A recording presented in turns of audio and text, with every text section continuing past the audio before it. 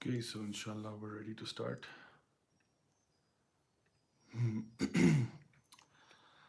अस्सलाम वालेकुम guys, I hope you're all doing well. आज मेरे साथ एक स्पेशल गेस्ट मौजूद हैं जिनका नाम है फातिमा क्या सॉरी नाम है आपका? ज़िया। अच्छा फातिमा, कैसी हैं आप? खैरियत से? ठीक हूँ। अच्छा फातिमा, किस क्लास में पढ़ती हैं आप? ग्रेड 5। आपको पता है हम किस टॉपिक पे बात कर रहे हैं आज? नहीं पता, चलें मैं बता देता हूँ। अच्छा चलें मैं आपसे सवाल पूछता हूँ। मुझे बताएं कि आप ग्रेड 5 में पढ़ती हैं तो क्लासेस में आपको क्या लगता है कि आपके साथ बॉयज़ होने चाहिए या नहीं होने चाहिए? नहीं होने चाहिए। Why? Because they are annoying. They're annoying. Wow, there you go guys. पूरे शो की समरी जो है वो आपको मिल गई है इंशाल्लाह। तो उम्मीद है कि आपने इससे बहुत फ़ायदा उठाया होगा। इंशाल्लाह आज का शो जो है वो जेंडर सेग्रीगेशन के बारे में, so इंशाल्लाह stay tuned. I hope that we'll all benefit from it inshallah. And we're going to talk about some recent controversies. So inshallah I hope that we can try to make some sense out of whatever's been going on for the last couple of weeks inshallah. Okay. अच्छा फातिमा से चलें इन the mean time थोड़ी सी गुफ्तगू ही कर लेते हैं। फातिमा ये बताएं कि आपको ज़्यादा पढ़ाई में जब ग्रुप्स वगैरह बनते हैं तो you want to like make groups with girls और like with boys? Girls. With girls, okay. And why is that? Don't say they are annoying again. Sir are all boys annoying? I am a boy. नहीं? आप तो मेरे पापा हैं। Okay fine, ठीक है, चलें पापा को एक पास मिल जाता है, सही है। राइट। अच्छा जी, आज का ये मैं ज़रा एक दो लिंक्स शेयर कर दूं, उसके बाद फिर इंशाल्लाह will start. Okay. In the meantime जी, वालेकुम सलाम व रहमतुल्लाहि व बरकातुहू to everyone who is saying सलाम्स। बहुत बहुत शुक्रिया आप सबके ट्यून इन करने का।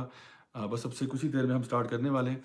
और फातिमा जो हैं आज यहाँ पे हमारे पास फिलिंग कर रही थी और इनका भी एज ऑलवेज स्लीपी टाइम है, तो इंशाल्लाह will let her go in just a few minutes जब हम लोग सेशन स्टार्ट करते हैं फिर। तो इन द मीन टाइम हम लोगों ने इनसे बड़ा नॉलेज सीखा जी आज कि गर्ल्स एंड बॉयज़ की जो मसला स्कूलों में, कॉलेजों में, यूनिवर्सिटी में जो मसाइल हैं वो क्या हैं। और एक और चीज़ मैं छोटी सी शेयर करता जाऊँ while I am still loading a few things here. वो ये कि इस वक्त मैं एक बहुत ही अननोन लोकेशन तो नहीं, खैर बड़ी डिस्टेंट लोकेशन है माउंटेनस एरियाज ऑफ पाकिस्तान के अंदर, वहाँ पे हूँ। ये एक कॉटेज कह लें, वहाँ पे हम मौजूद हैं और इस वक्त बिजली नहीं है। और डेडिकेशन की इंतहा ये है कि सैटरडे नाइट लाइव फिर भी आपके पास हम लेके आ रहे हैं लाइव। और उस हम लोगों ने कुछ लाइटिंग शाइटिंग का बंदोबस्त कर लिया, which I feel is a bit too much right now. थोड़ा सा मुझे लग रहा है कि थोड़ी लाइटिंग ज़्यादा होगी, बट कोई बात नहीं, बिजली ना होने से तो ये बेहतर है कि हमने को ने थोड़ा सा उसको ओवर कॉम्पनसेट कर दिया।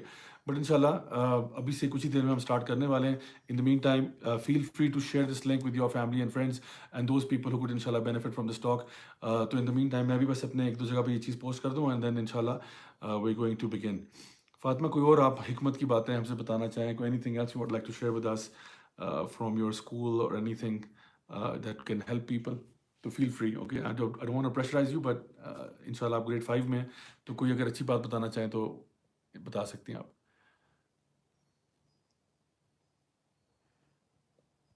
सोच में गुम है इस वक्त। अच्छा जी, मेरा ख्याल है कि हम फातिमा को इसी के साथ जो है ना गुड नाइट कहते हैं और हम अपना शो कैरी ऑन करते हैं। जी फातिमा, गुड नाइट बेटा, इंशाल्लाह स्वीट ड्रीम्स, राइट। एंड जाके आराम से आप सो जाएं, अपनी चेयर भी साथ ले जाएं। वेरी गुड, जज़ाकल्लाह खैर। मैं अपने आप को थोड़ा सा रीएडजस्ट कर लूँ। ओके। राइट। ओके, सो इंशाल्लाह we're ready to start guys. Let's begin. Okay.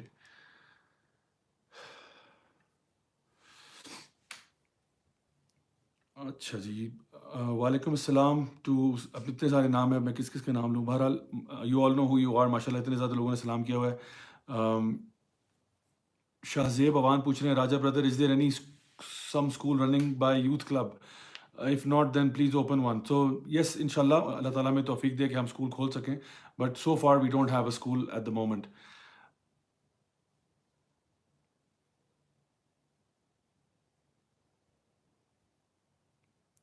Okay.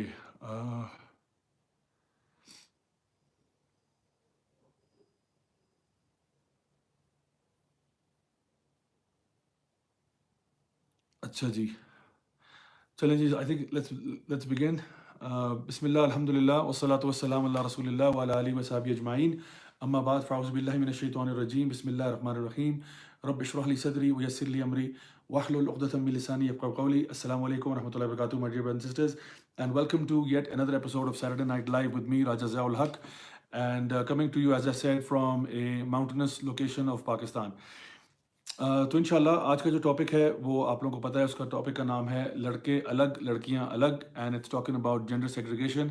In particular I am going to talk about two issues with regards to gender segregation and generally जिसको डिसेंसी, हया, modesty कहते हैं, उसके बारे में कुछ बातें करूंगा। एक तो खबर जो है वो जनाब केपी के गवर्नमेंट ने सितंबर 16 की खबर है, ये 15-16 की, के केपी के गवर्नमेंट ने जो है वो स्कूल गर्ल्स के लिए जो भी गवर्नमेंट स्कूल्स हैं वहाँ पे मैंडेटरी कर दिया था कि वहाँ पे उनको अपने आप को कवर करने के लिए कोई गाउन या अबाया या कोई चादर रखनी होगी।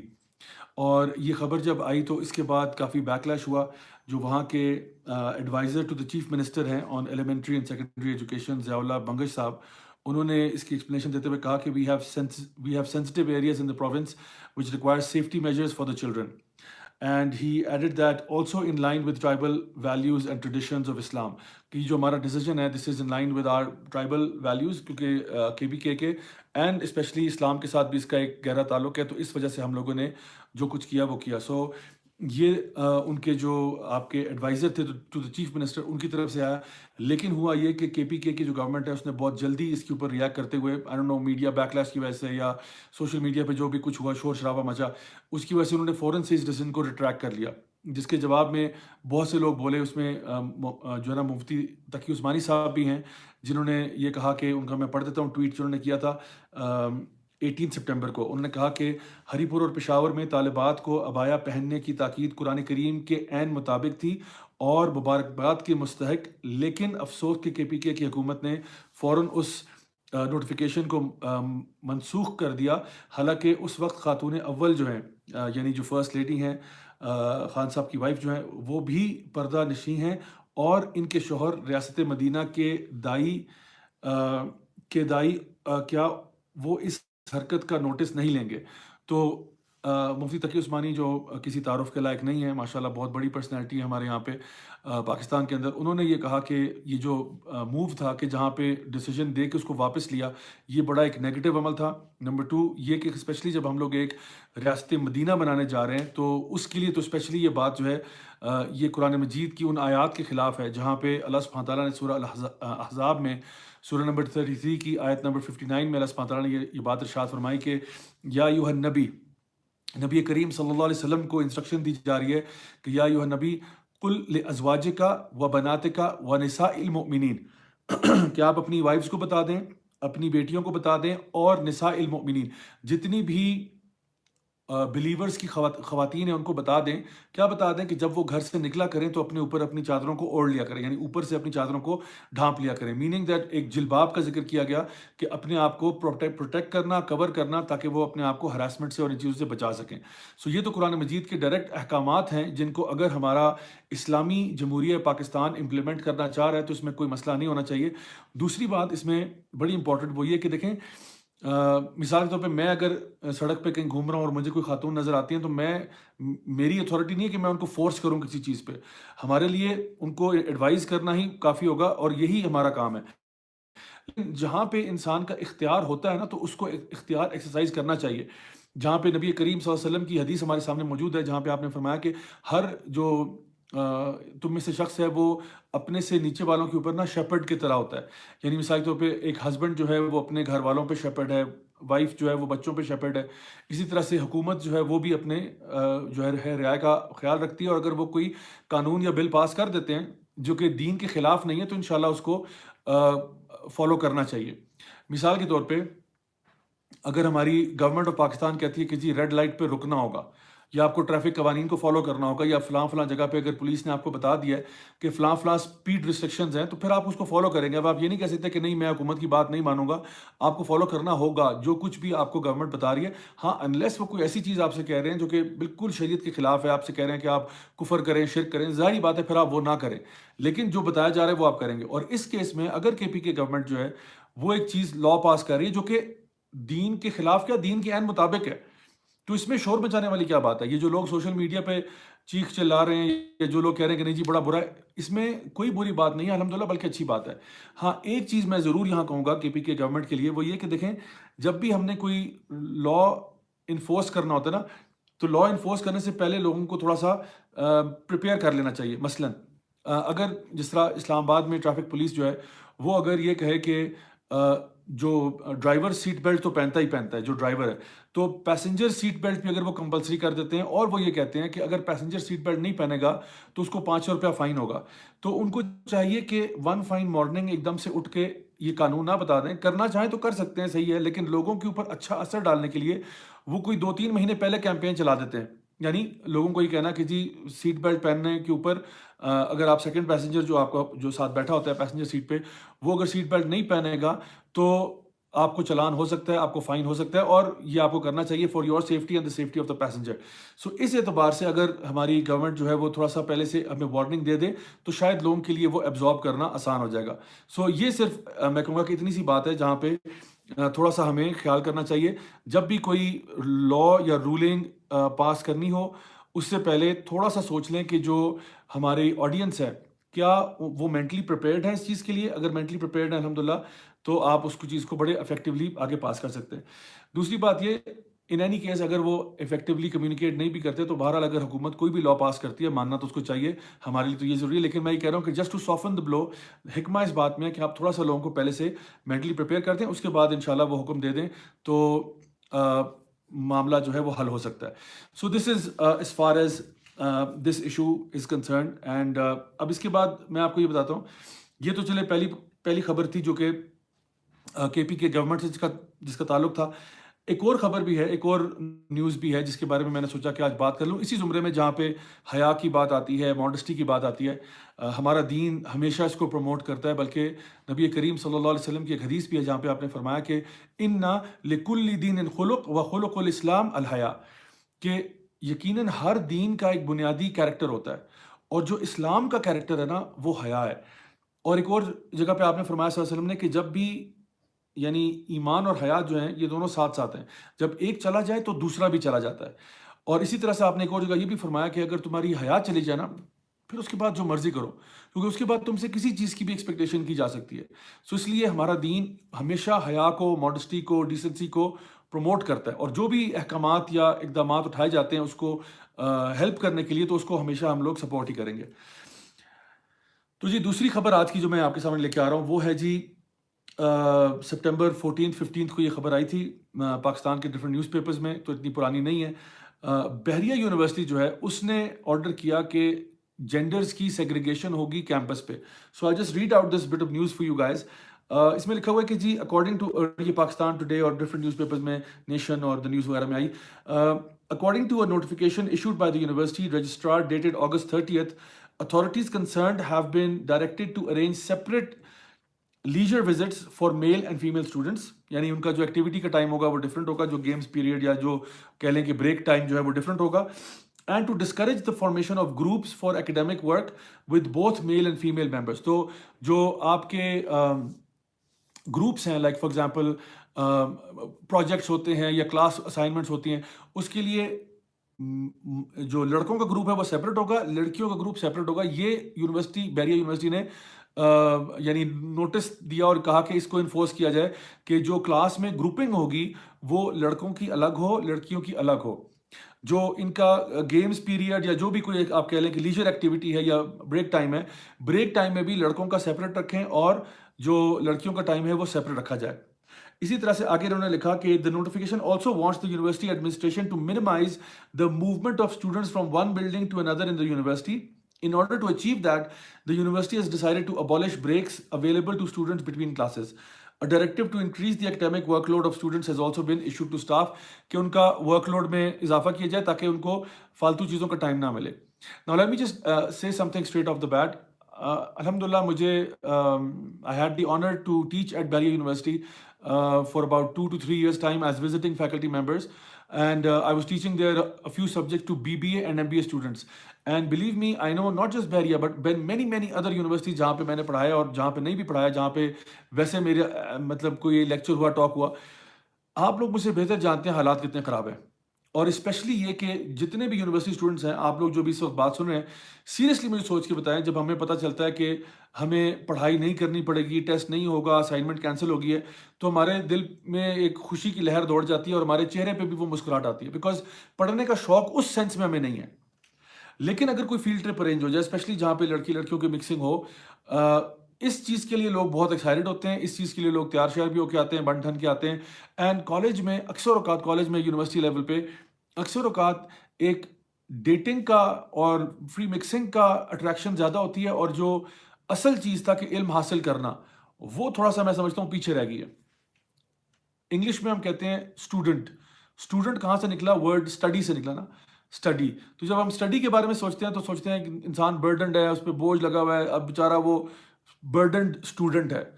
लेकिन अरबी में और उर्दू में जो हम वर्ड कहते हैं कि तालिब इल्म या तालिबुल इल्म, वो है वो जो कि इल्म का तलबगार, इल्म को डिज़ायर करने वाला।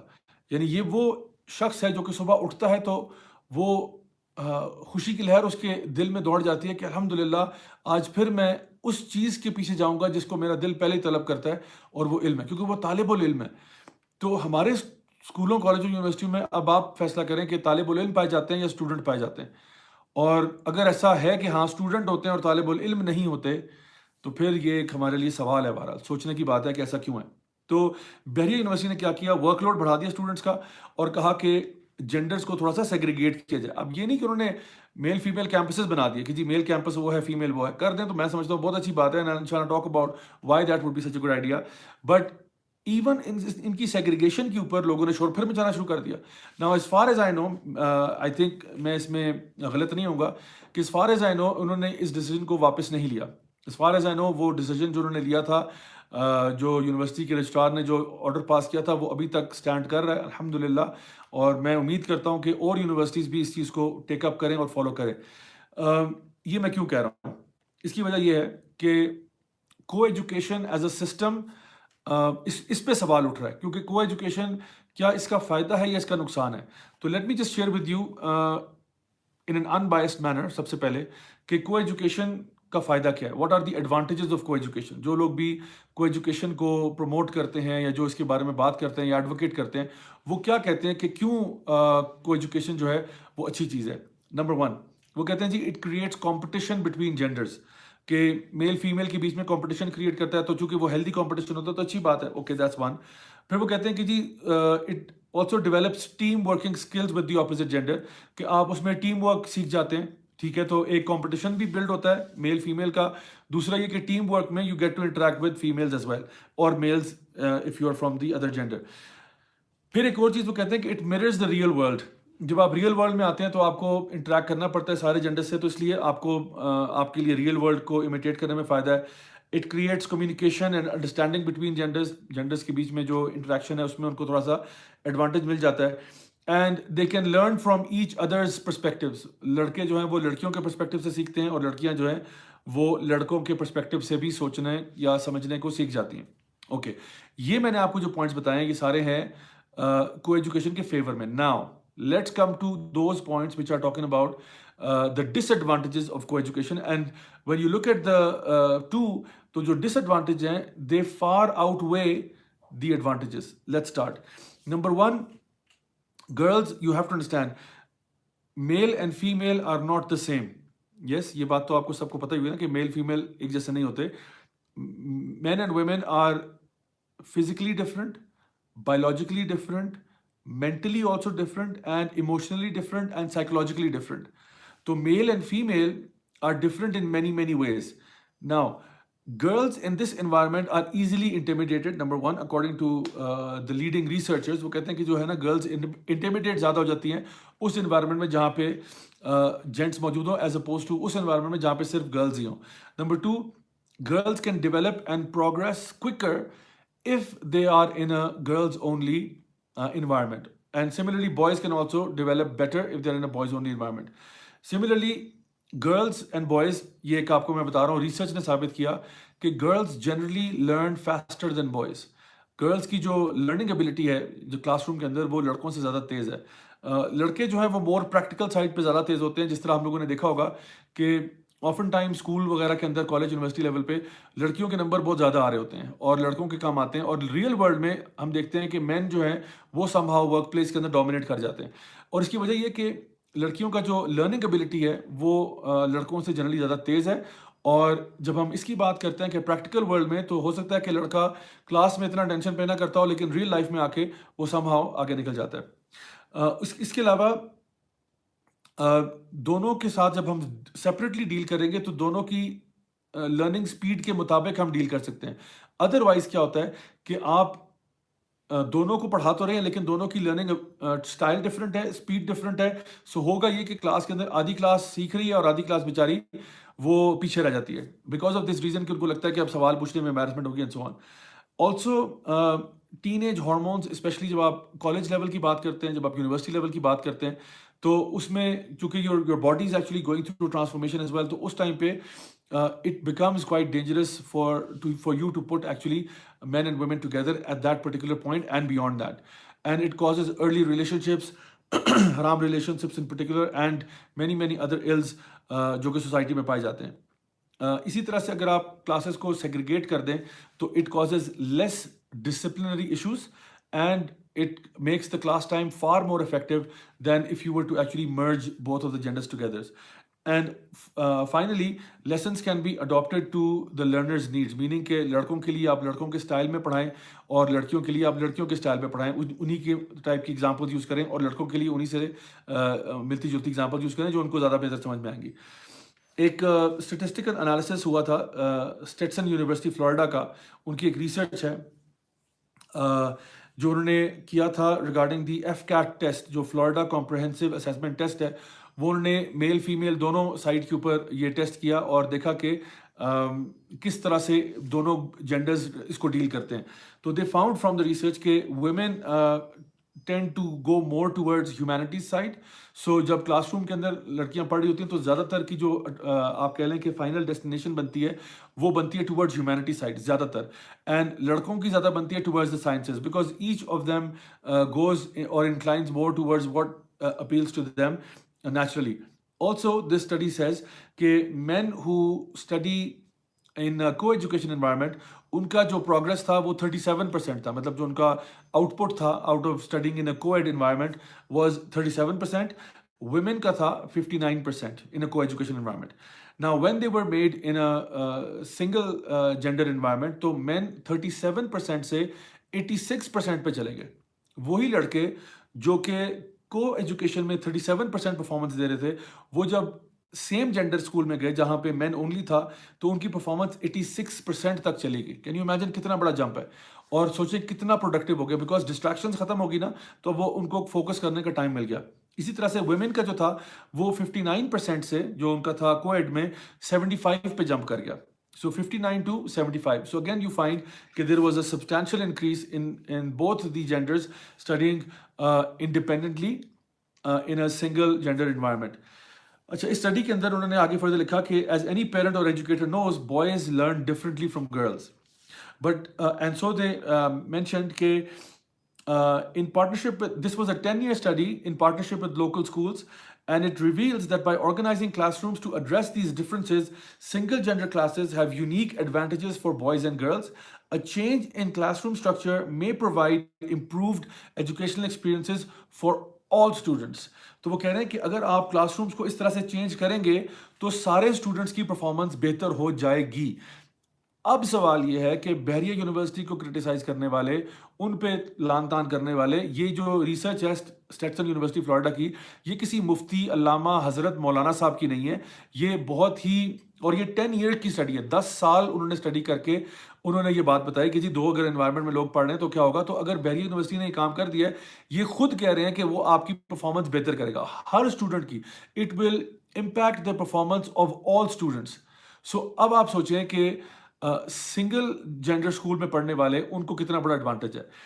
मेरी गुजारिश पेरेंट्स से खासतौर पे ये है कि क्या आप चाहते हैं कि आपका बच्चा एक्सेल करे, या आप चाहते हैं कि आपका बच्चा वो बेचारा डफर रहे, मतलब बेचारा जा रहा है, पढ़ नहीं रहा, टाइम ज़ाया कर रहा है, यूनिवर्सिटी फारे होके आता है ना। इस वक्त जो हमारे, मैं चूंकि डिफरेंट यूनिवर्सिटी में देखता हूँ, पढ़ाता हूँ, जाता हूँ, thousands of lectures, talks, workshops करवा चुका हूँ। आई नो कि जो लोग वहाँ पे आ रहे हैं और पढ़ रहे हैं, उनमें से कितने हैं जो एक्चुअली पढ़ के कुछ बनते हैं या कुछ करना चाह रहे होते हैं, और कितने लोग ऐसे होते हैं जो यूनिवर्सिटी की सिर्फ डिग्री लेने के लिए आते हैं, किसी तरीके से डिग्री मिल जाए, बट वो प्रैक्टिकल नॉलेज अप्लाई नहीं हो पाता उनका। Maybe they'll go to business, maybe they'll go to something else, और take a completely different field all together. So हमारे यहाँ पे तो सिर्फ ऐसी एक चीज़ बन गई है कि जहाँ पे डिग्री लेना एक बात है। इसी रिसर्च के अंदर डॉक्टर लेनर्ड जो हैं वो कहते हैं कि there are fundamental hard wired genetically program differences in how boys and girls learn. तो listen to this statement very carefully. वो कह रहे हैं there are fundamental hard wired genetically programmed differences in the way that boys and girls learn. So अगर दोनों के अंदर hard wired genetic differences हैं उनकी लर्निंग एबिलिटीज में, तो आपने उनको सेम क्लास में कैसे बिठाया हुआ है? तो ये मैं सिर्फ इस पर्सपेक्टिव से पूछ रहा हूँ कि उनकी लर्निंग एनहांस करने के लिए, उनकी लर्निंग को बेहतर करने के लिए, उनको ज़्यादा बेहतर आउटपुट उनसे उनसे ड्राइव करने के लिए, why not separate the classes so that they can perform better, and आपका मुल्क, कौम, उम्मत वगैरह सब उससे फ़ायदा उठाएगी कि आपके स्टूडेंट्स का टाइम बेहतर हो रहा है, उनका टाइम ज़ाया होने से बच रहा है, फजूल चीज़ों से बच रहा है, एम्बैरसमेंट से बच रहा है। पेरेंट्स को जो हज़ारों क्वेश्चन होते हैं कि जी बच्चा हमारा फलां हराम चीज़ में पड़ गया, हराम रिलेशनशिप, ये वो, and so on and so fourth, उन सारे इशूज से आप बहुत आराम से अपने आप को निकाल सकते हैं by doing it like this. अच्छा जी, now let me explain one more thing, which is के दो चीज़ें हैं जो हमारे एजुकेशन को या हमारी डेवलपमेंट को के ऊपर असरअंदाज होती हैं। एक है आपका इन्वायरमेंट, किस इन्वायरमेंट में आप पढ़ रहे हैं, और दूसरा है आपका करिकुलम। सो एक है आपका करिकुलम, क्या करिकुलम पढ़ रहे हैं, what is the content that you studying, and the second is the environment. Now आपसे मैं सवाल पूछता हूँ, please answer in the comment section right here, कि आपको क्या लगता है कि इसमें से ज़्यादा इम्पैक्टफुल क्या होगा आपकी लर्निंग पे, आपकी डेवलपमेंट पे? रिसर्च क्या कहती है वो मैं भी आपको बताता हूँ, बट जस्ट आप ये बताइए कि आपका कंटेंट जो आप क्लास में पढ़ रहे हैं वो ज़्यादा इम्पैक्टफुल है, या जो इन्वायरमेंट आपको प्रोवाइड किया जा रहा है जिसमें आप पढ़ रहे हैं वो ज़्यादा इंपॉर्टेंट है आपकी डेवलपमेंट और प्रोग्रेस और ग्रोथ के लिए? So if you can just quickly, I know some people are starting to mention this, तो बताइएगा जल्दी से कि ज़्यादा इंपॉर्टेंट क्या है, इन्वायरमेंट या कंटेंट जो आप पढ़ रहे हैं? तो माशाल्लाह मैं देख रहा हूँ कि बहुत सारे लोग जो जवाब दे रहे हैं वो इन्वायरमेंट ही कह रहे हैं, और कुछ एक आध ने कंटेंट भी कह दिया, लेकिन ज़्यादातर बाय एंड लार्ज मुझे इस वक्त तो इन्वायरमेंट ही नज़र आ रहा है। ओके, वेरी गुड, ठीक है जी, माशाल्लाह, बहुत बहुत शुक्रिया आप सबका जिन्होंने कमेंट किया, बहुत बहुत शुक्रिया, जज़ाकल्लाह खैर।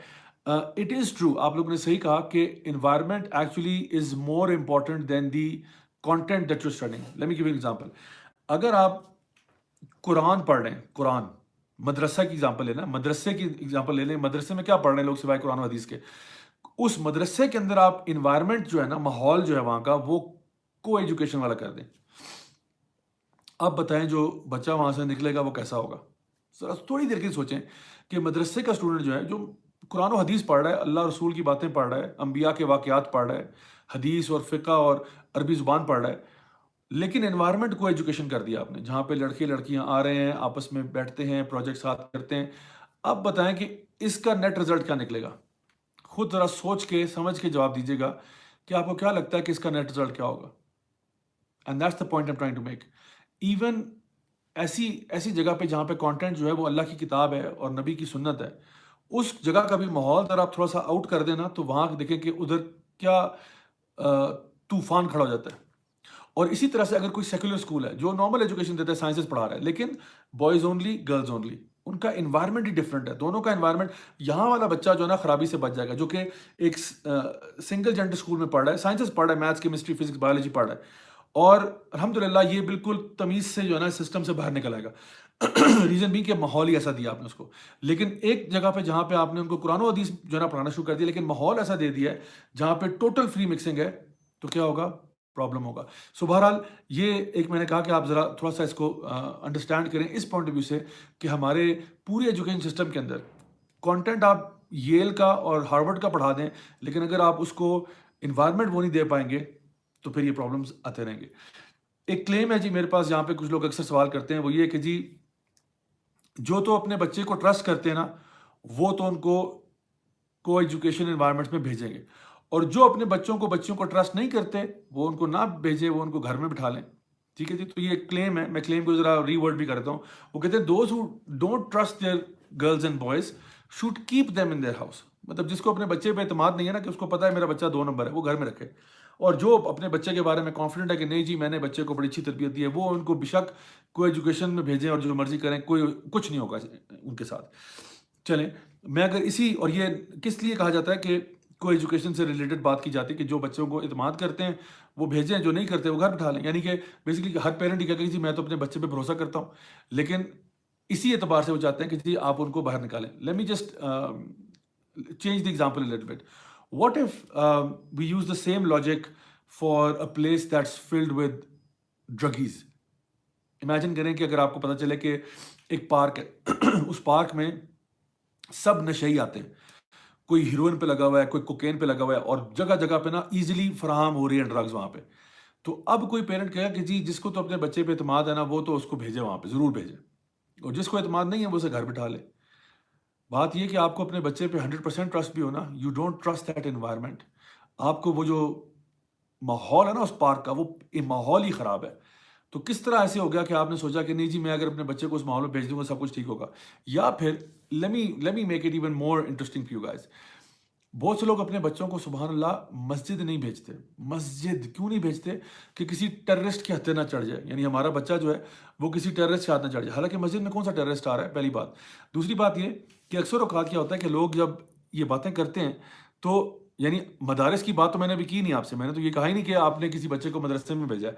और मदरसे में भी मैंने आपको बता दिया कुरान और हदीस के सिवा और क्या पढ़ाया जा रहा है। लेकिन कुछ लोग जो है अपने बच्चों को फिर भी उन एनवायरमेंट्स में नहीं भेजते, सिंपली फॉर द फियर कि शायद मेरा बच्चा थोड़ा सा ज़रूरत से ज़्यादा मौलवी हो जाए, या मेरा बच्चा जो है वो अगर कुरान और हदीस पढ़ लेगा तो पता नहीं क्या हो जाएगा। हालांकि इस केस में आपको नहीं यही बात याद है कि नहीं मैं तो अपने बच्चे को ट्रस्ट करता हूँ, मैं तो ज़रूर भेजूंगा अपने बच्चे को जाके मदरसे में पढ़े, क्योंकि मैं अपने बच्चे को 100% ट्रस्ट करता हूँ, वहाँ पे कोई उसको ब्रेन वॉश नहीं कर सकता, मेरा बच्चा बिल्कुल ठीक ठीक। आपको बहुत चीज़ें सिखाता है मीडिया, आपकी पर्सनैलिटी को चेंज करने में बहुत बड़ा टूल साबित होता है। आपको बहुत सारे वैल्यूज़ और चीज़ें बताता है जो कि हो सकता है कि आपके अपने घर के नॉर्म्स, वैल्यूज और एथिक्स के साथ क्लैश करते हो। Media through video games, through movies, through songs, through novels, books, magazines, वो चीज़ें इनकलकेट कर देता है आपकी फैमिली के अंदर, जो कि शायद आपके लिए करना बहुत मुश्किल हो। लेकिन अगर आप घर में वाकईतन अपने बच्चों के साथ टाइम स्पेंड करते हैं, क्वालिटी टाइम, जहाँ पे आप उनके साथ सही सही मानों में एंगेज करते हैं और उनके साथ क्वालिटी कंटेंट शेयर करते हैं, then yes you are doing good तरबिया of them. Now having said that, let's suppose कि आप अच्छी तरबियत भी कर रहे हैं, even if you did teach them the right values and ethics and morals, they would still struggle excessively in an environment जहाँ पे they are like a fish out of water। एक ऐसे environment में जहाँ पे फितना बहुत ज़्यादा है, आपका बच्चा चाहे जितनी भी अच्छी उसने घर में एजुकेशन ली हो, फिर भी वो स्ट्रगल बहुत करेगा।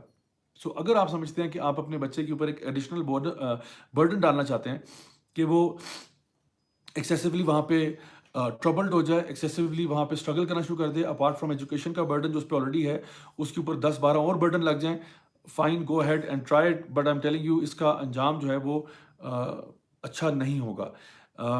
इमेजिन करें कि देखें, आप अक्सर पेरेंट्स जो है ना, दे डोंट नो एक्चुअली, मैं ऑनेस्टली आपको बता रहा हूँ क्योंकि मेरे पास बहुत सारे केसेस आते हैं काउंसलिंग वगैरह के। आई नो कि बहुत सारे पेरेंट्स को ना ये मालूम नहीं है कि यूनिवर्सिटी कॉलेज में हो क्या रहा है। एंड इसके लिए एक सिंपल सी चीज़ है, अगर इन पेरेंट्स को कैंपस के ऊपर अगर सीसीटीवी कैमरास जो लगे हुए हैं उनकी फुटेज मिलना शुरू हो जाए, दे एक्चुअली सी कि what's happening in the classrooms, what's happening in the hallways, what's happening in the corridors and in the gardens and so on, I would say parents would think 10 times before sending their kids to such universities. उसकी वजह ये है कि जो भी horror stories आती हैं, I am sure बहरिया में उन्होंने कुछ चीज़ों को ऑब्जर्व किया होगा जिसकी वजह से ये डिसीजन तक पहुँचे हैं। बिकॉज मैं कुछ यूनिवर्सिटीज़ में मुझे बाकायदा तौर पे बुलाया गया, उन्होंने कहा कि जी हमारे फ़लाँ सेमेस्टर के स्टूडेंट्स को आप एथिक्स पढ़ाएं, because I teach that as a subject. उन्होंने कहा कि आप इनको एथिक्स पढ़ाएं, और क्योंकि हमने ना बहुत सारे कुछ केसेस पकड़े हैं इनके, और वो केसेस ऐसे हैं कि मैं आपके सामने ऐसा ना तो इंस्टीट्यूट का नाम ले सकता हूँ, ना वो केसेस बयान कर सकता हूँ, बिकॉज वो इतने ही हॉरिफिक हैं कि जहाँ पे स्टूडेंट्स को कुछ एक्टिविटीज़ में उन्होंने मुलव्वस देखा, और जब ये ट्रेंड पहले तो एक आध दफ़ा हुआ तो उन्होंने उनको बस वार्निंग दे के छोड़ दिया, तो सोचा कि बस ये एक लिमिटेड जगह तक मसला था और ज़्यादा नहीं फैला होगा। लेकिन जब यूनिवर्सिटी में बार-बार ये इंसिडेंट्स होना शुरू हो गए, that's when the university decided कि we need to take action. And at that point the university that took action was के बेसिकली उन्होंने मुझे बुला के कहा कि आप इनको सेकंड लास्ट या लास्ट सेमेस्टर वाले स्टूडेंट्स जो हैं, इनको आप ज़रा थोड़ा-सा इनको एथिक्स पढ़ाएँ, काउंसलिंग करें, मेंटरिंग करें वगैरह-वगैरह, teach them good character values. But the point is कि जो ऑलरेडी सेकंड लास्ट सेमेस्टर में या लास्ट सेमेस्टर में, उसका ऑलरेडी काफ़ी हद तक आपने काम ख़राब कर दिया है। यानी ऑल दीज़ ईयर्स, नॉर्मली आपके 4 साल होते हैं यूनिवर्सिटी के, आप पहले 3 साल में, साढ़े 3 साल में ऑलरेडी काफ़ी काम ख़राब कर चुके हैं, उसको ऑलरेडी बहुत सारी आदतों में डाल चुके हैं। 3 साल, साढ़े 3 साल कोई छोटा अरसा नहीं है। You've already put this student in a lot of trouble already in these years because providing that environment जो कि उसको रॉन्ग एक्शन की तरफ इनकरेज कर रहा था और उस तरफ प्रमोट कर रहा था। आप लोगों ने फील्ड ट्रिप्स अरेंज करवाए, लड़कियों को बसों में बिठा के कहाँ रवाना नहीं किया आप लोगों ने मुख्तलिफ कॉन्सर्ट, पार्टीज़, हर तरह का ऑल फॉल हर फंक्शन आपने अपने स्कूल, कॉलेज, यूनिवर्सिटी में किया। आपने वहाँ पे डिफरेंट किस्म की नाइट्स रखवाई, फलान नाइट, वैलेंटाइन डे नाइट, और फिर फलाने जो है ना हैलोवीन नाइट एंड फलान night, new years night, all of these different parties and festivals were happening in your own schools. So now imagine what type of, now इस पूरे system से गुजरने के बाद 3 साढ़े 3 साल के बाद उस बच्चे के साथ क्या बचा होगा? So I don't even sometimes I find कि ये जो ब्लेम है ना, ये बच्चों पे कम है और उनके यूनिवर्सिटीज़ के ऊपर और उनके पेरेंट्स पे ज़्यादा है। बिकॉज स्टूडेंट तो जहाँ उसको लगाएंगे वो लग जाएगा। हम लोगों ने मसला ये किया कि हम लोगों ने बहुत ज़्यादा अपने बच्चों के लिए ना लाइफ को डिफिकल्ट बनाया by putting them in these type of situations, जो कि मैं आपके सामने बता रहा हूँ। एक हमारे पास स्टोरी है जो कि इमाम इब्न अल जौज़ी जो हैं रहइमहुल्लाह, उन्होंने तलबीस इब्लीस के अंदर ये स्टोरी मेंशन की, and this is also coming from some of the other scholars as well. This is the story of Barsisa, and this story I find कि ये ना जो हमारे यूनिवर्सिटी में इस वक्त हो रहा है, उसको बहुत अच्छे तरीके से पोर्ट्रे कर सकता है। क्योंकि ये एक ऐसे शख्स की स्टोरी है जो कि एक मंक था, somebody who was a devout worshipper, somebody who would worship अल्लाह सुब्हान ताला excessively, and उसके साथ हुआ ये कि उसको आहिस्ता आहिस्ता, यानी एक वो ऐसी प्रॉब्लम में फंस गया जहाँ पे उसके लिए बाहर निकलना मुश्किल हो गया। हुआ ये कि वो एक मंक था जो अपनी इबादतगाह में वर्शिप करता था, और उसके पास 3 भाई आए जिन्होंने कहा कि जी हमें तो जो है ना वो जिहाद पे भेजना जो है ना भेजा जा रहा है, तो आप ऐसा करें। ये मतलब बनी इसराइल में से था, तो उसको बताया गया कि जी हमें तो जिहाद पे भेजा जा रहा है, तो हमारी बहन पीछे अकेली होगी, तो अगर आप उसका ख्याल रख लें, क्योंकि आपसे नेक और पायस तो बंदा कोई नहीं है। और फिर क्या हुआ कि बरसीसा ने पहले तो इनकार किया, लेकिन बाद में उसको ये ख्याल आया कि अगर मैं नहीं रहूँगा तो फिर ख्याल कौन रखेगा। तो फिर उसने उसको ओके कर दिया, और उसने बताया भाइयों को कि मेरे साथ तो वो नहीं रहेगी, बहरहाल मेरा घर उसके लिए ओपन है, मैं साथ ही जो मेरे एक मॉनेस्ट्री है या एक इबादत की जगह है, यहाँ पे रहा करूँगा, वो घर में रहा करें। एंड आहिस्ता आहिस्ता वो उसके साथ बस यही अंडरस्टैंडिंग थी। तो वो खाना कभी वहाँ ले जाता, दरवाजे पे दस्तक देता, खाना छोड़ के वापस, बिल्कुल उसने इंटरेक्शन नहीं रखा। लेकिन फिर शैतान इसके पास बार बार आया, बरसीसा के पास, और उसको कहता कि तुम इससे बात तो करो, देखो वो जो है ना लोनली, जो है ना मतलब बहुत अलोन है, लोनली फील करती है, वगैरह वगैरह। और बरसीसा आहिस्ता आहिस्ता उसकी बातों में आया, और पहले उसने खाना दे के बातें शुरू की, फिर उसके बाद वहाँ पे अंदर जाके बैठना शुरू हो गया, and low and behold very very soon he got involved in a relationship with this girl, and उस relationship के नतीजे में they even had a child, and when बरसीसा realized after all the मतलब पूरा साल से ऊपर का अर्सा गुजर गया इस पूरे मतलब मामले में, तो बरसीसा को समझ में आया कि मैंने तो बहुत बड़ा काम ऐसा कर दिया जो कि मेरे ऊपर ट्रस्ट दिया गया था, और मैंने ही ट्रस्ट को ब्रेक कर दिया। तो शैतान फिर उसके पास आया, उसने कहा कि देखो अब तुम्हारे पास ऑप्शन कोई नहीं है, सारी एविडेंस को गायब कर दो।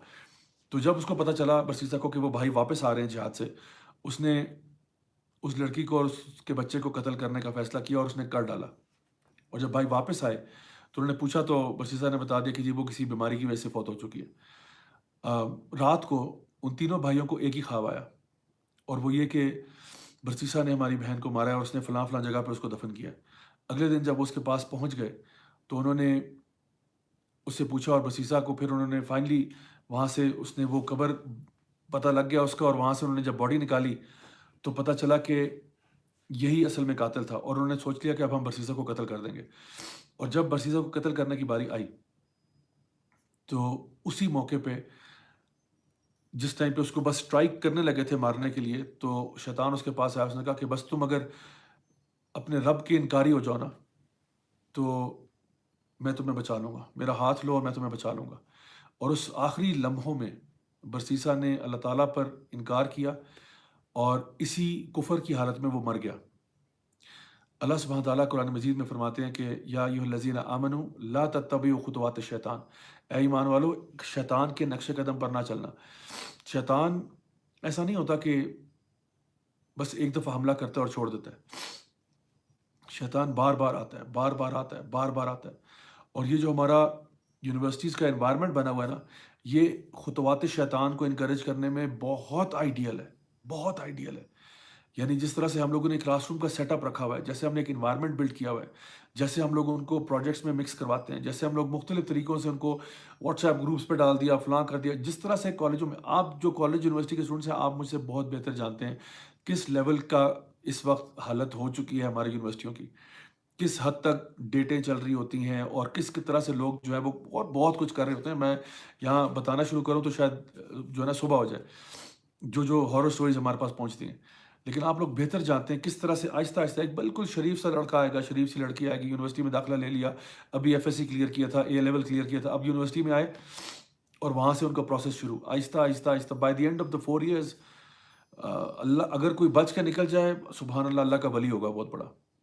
अगर 4 साल के बाद एक शख्स इस पूरे यूनिवर्सिटी के सेटअप से निकल जाए बच के, पाक दामनी के साथ और अपने आप को हिफाजत करते हुए, तो सलाम है उसको। मैं कहता हूँ सलाम है कि किस तरह से वो बच के निकल गया। और वाकई में नबी करीम सल्लल्लाहु अलैहि वसल्लम की हदीस है, आपने फरमाया था कि आखिरी ज़माने में क्या होगा, दीन पर चलना इतना मुश्किल हो जाएगा जैसे कि 2 जलते अंगारों को अपने हाथ में ले लेना। यानी जो जलते कोयले होते हैं, उस तरह जो इंसान उनको हाथ में लेता है, बिल्कुल इसी तरह से दीन पे चलना इतना मुश्किल हो जाएगा। सो ये my dear brothers and sisters, अभी सूरत हाल बन चुकी है कि हालात यहाँ तक पहुँच चुके हैं। सो अभी मैं जल्दी से कुछ आपके क्वेश्चंस देखता हूँ जी इंशाल्लाह, और I try my level best to answer some of them as best I can. अल्लाह हम सब पे रहम फरमाए जी।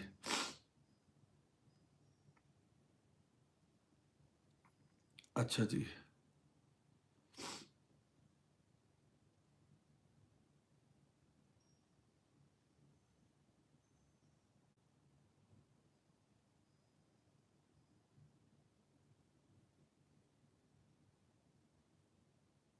अच्छा जी, मैं अभी कमेंट्स देख रहा हूँ तो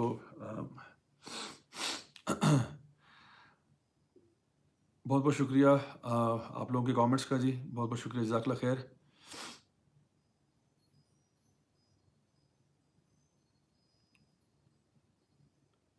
नरूतो उज़ुमाकी कह रहे हैं जी कि ज़िया भाई, your Spiderman and sharp shooter story awesome, still laughing. अच्छा, ये मैंने शायद किसी लेक्चर में जिक्र किया था इसका, जज़ाकल्लाह खैर for that.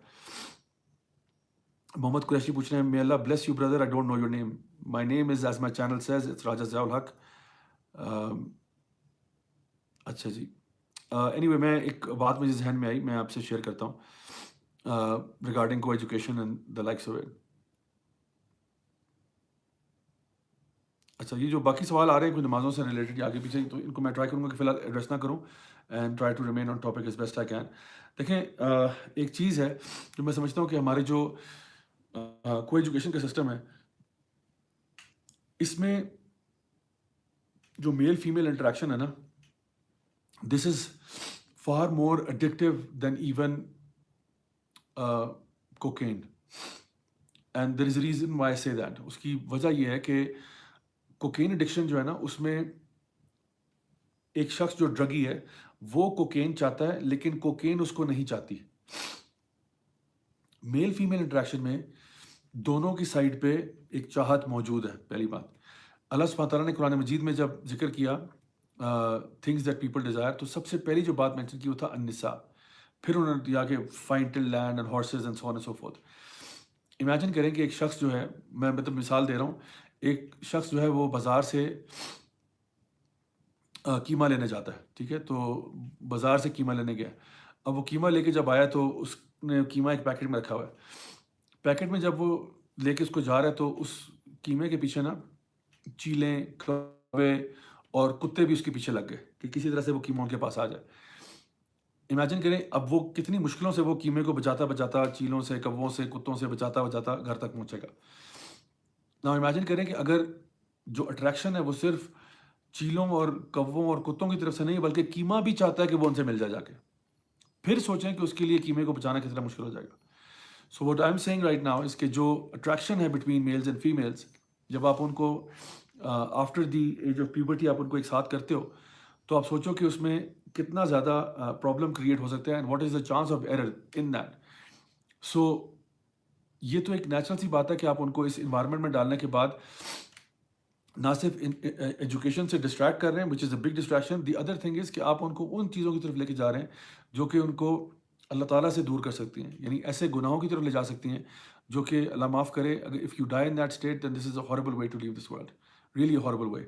So I will try to इंशाल्लाह conclude this talk by mentioning a few points for all of those brothers and sisters out there जो कि इस चीज़ में ऑलरेडी हैं। फॉर एग्जांपल वो लोग जो कि यूनिवर्सिटी में पढ़ रहे हैं, ऑलरेडी को एजुकेशन है, तो उनसे गुजारिश है कि सबसे पहली बात तो ये कि अगर आप कोशिश करें जहाँ तक मुमकिन हो अपने हेड्स तक, अपने जो भी लोग हैं जो आपके टीचर्स हैं, जो आपके मैनेजमेंट के लोग हैं, उन तक ये बात लाजमी पहुँचाएं कि हम लोग ये चाहते हैं कि हमारी इन्वायरमेंट जो है वो ज़्यादा से ज़्यादा सेग्रीगेटेड हो सके, उन तक ये बात पहुँचाएँ। क्योंकि देखें जब तक स्टूडेंट्स खुद कोई एफर्ट नहीं करेंगे ना, तो ये ना समझें कि फैकल्टी या एडमिन वाले लोग खुद कुछ एक्शन लेंगे। इन दिस केस बहरिया वाले केस में तो उन्होंने लिया which is amazing, but normally there has to be some push that needs to come from the students themselves और फ्रॉम द पेरेंट्स। जो पेरेंट्स हैं वो थोड़ा-सा प्रेशर क्रिएट करें, जो स्टूडेंट्स हैं वो थोड़ा प्रेशर क्रिएट करें मैनेजमेंट को कि जी हमारे लिए कंसंट्रेशन मुश्किल होती है, हमारे लिए प्रॉब्लम होता है, प्लीज़ हमारे लिए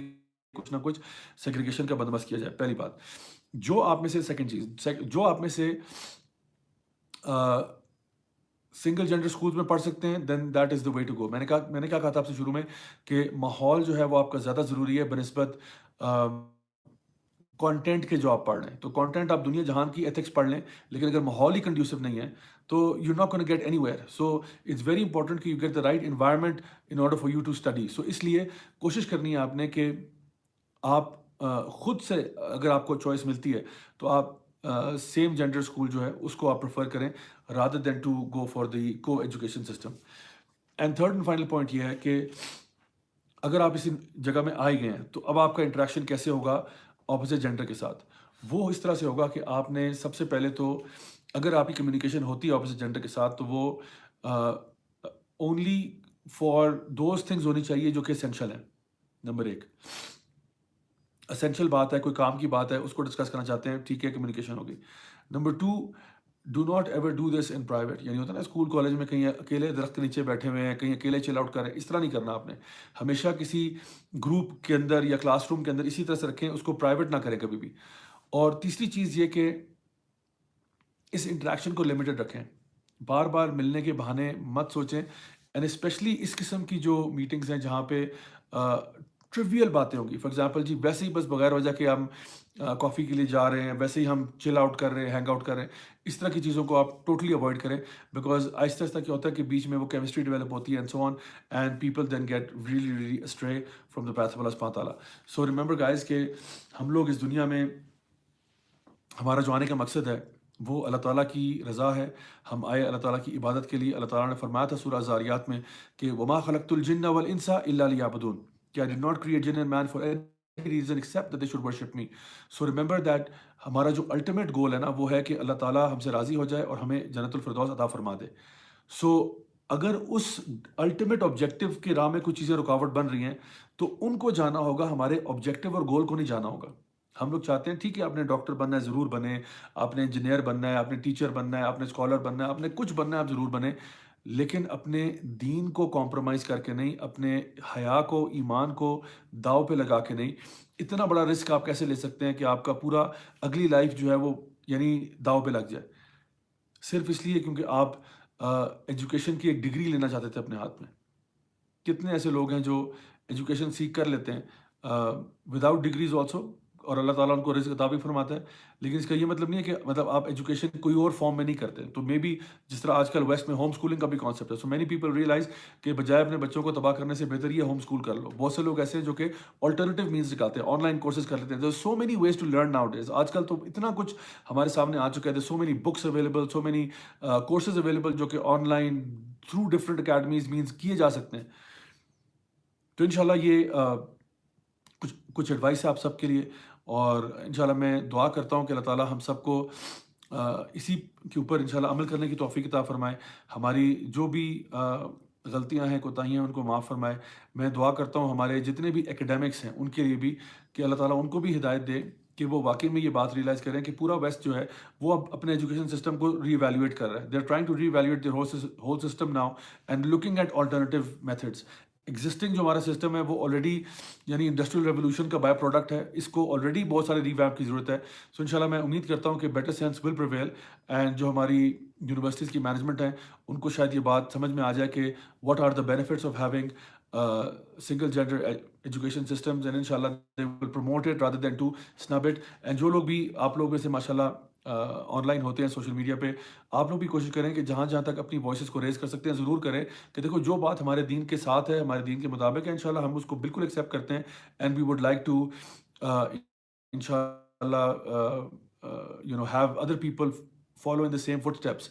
सो माय दुआस फॉर ऑल ऑफ यू। अल्लाह ताला हम सबको अपने दीन पर चलने की तौफीक अता फरमाए, हमारी गलतियाँ, कोताहियाँ, गुनाहों को माफ़ फरमाए और हम सब से राज़ी हो जाए। हम सबको दुनिया में भी खैर अता फरमाए और आखिरत में जन्नतुल फिरदौस में आला मकाम नसीब फरमाए। बहुत बहुत शुक्रिया आप सबका ट्यून इन करने का। इंशाल्लाह I will see you guys next week, same time, same channel. Until then, this is Raja Zawlak signing off. Wassalamu alaikum warahmatullahi wabarakatuh.